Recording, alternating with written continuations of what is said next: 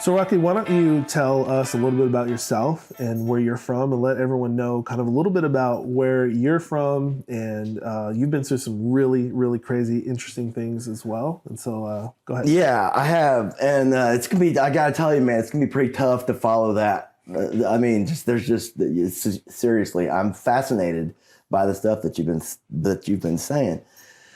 But I came to Argyle, where I live in the 70s and late 70s, and I grew up in a family that became Christian when we moved to Whiskey. Really, when we moved to Argyle, we had a housekeeper that would come once a week, and she's the one that led my mom to the Lord. And then my dad was kind of out there. I mean, he was pretty worldly.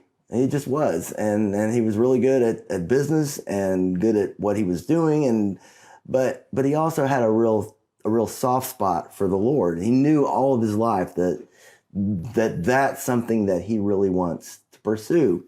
He actually had a friend of his was getting married, and as a toast at the wedding in the 60s, he talked about God and how that there was a future with God, which was crazy for him to say, because that nobody expected that from him. Yeah. So I guess at 9 years old, I became a Christian, and it was a really powerful moment. I mean, I remember it like it was yesterday, but I always followed the Lord and studied the Bible pretty regularly. I do it still every day. Yeah.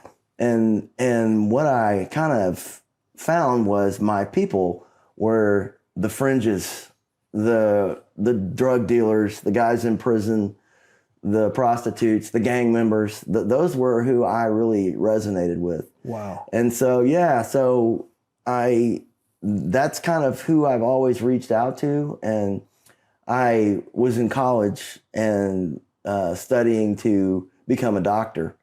I was thinking probably, I don't know, I was leaning towards something to do with the skeletal structure, like a well, great, I can't think of the name for a bone doctor. That was what I kind of wanted to do. And then I took a class with a lawyer who taught personal law. And the first day of that class, I knew this is who I want to be. This is what I want to do. No question. And so I stopped drinking. I stopped partying. I got serious about my grades. Too late. It was way too late. But I managed to really do well on the LSAT. So that allowed me to go to pretty much anywhere I wanted to go. Nice. And yeah, so it was a real break, man, because on the LSAT, Law School Admissions Test, there's a section called Logic Games.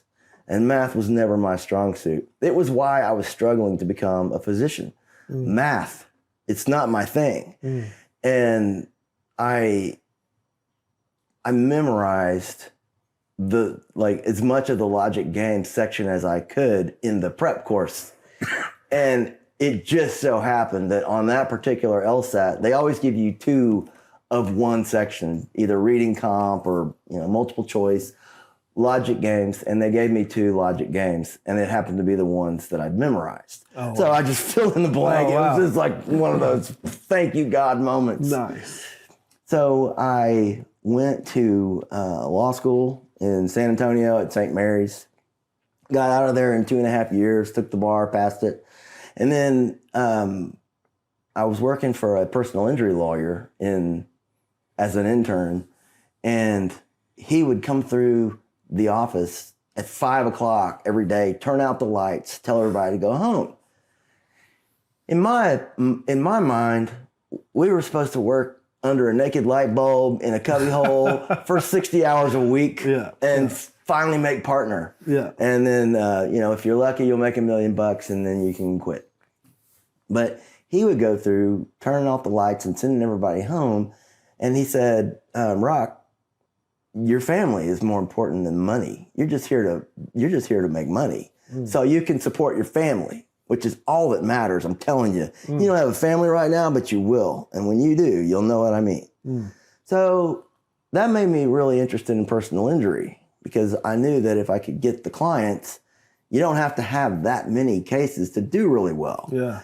So I worked for him, and the first 6 months after I passed the bar, I realized that I was making him a ridiculous amount of money, and I was keeping 10% of it, which was 100 grand. But I'm looking at his million, going, wait a second, this doesn't. I mean, so I went in there and resigned, and told him I want to go practice law on my own. And I wouldn't have competed against him in San Antonio. That was one of my principles, that you don't compete against the guy that trained you.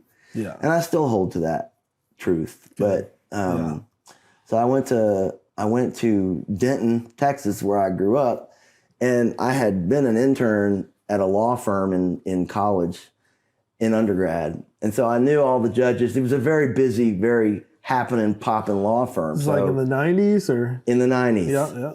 And I went to all the judges, and I always made it an absolute point to remember everybody's name and to joke with them when I could and try to do something so they would remember me. Yeah. Because I knew at some point I'd be back, and it was a big deal to make an impression with these people.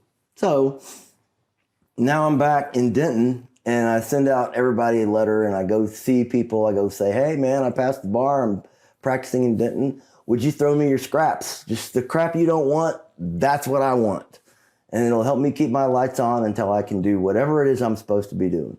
And they were like, super cool. They all were really cool to me. And I wrote a letter to the judges and said, if you'll send me your court appointments, I'll take good care of them, and it'll matter to me, and I'll make sure that they get the most justice possible. Well, they loved that. So I'm freaking busy as can be. And like I'd get to work at 3 a.m. and leave at 6. Wow. On a daily basis, and it didn't bother me. I realized that the more paralegals I hired, the more my phone rang. So I just got bigger and bigger, and then I got into personal injury. I remember where I was standing the day I could afford to quit doing family law. Wow. Because I hated it. Yeah. I got a guy I consider a friend fighting his soon-to-be ex over a saddle, and she didn't have a horse. Yeah. She just didn't want him to have it. Yeah. His dad had gotten it for him. Yeah. So stupid So things much like drama. that. Yeah. Pots and pans and kids, and the moms would come up with these horrible theories of what their husband had been doing to their children. Yeah. Popsicle sticks. I mean, horrible sexual abuse. And the judge's eyes would just glaze over. And I realized that they don't believe you just because you say something terrible happened. Thank God for Denton County. Dude, they're more likely to not believe you and think that there's something wrong with you when you throw out horrible accusations like that. Yeah. Especially if you don't have any firsthand witness evidence, or you don't know a firsthand witness. Oh, yeah. And most of them can't afford a good lawyer. Yeah.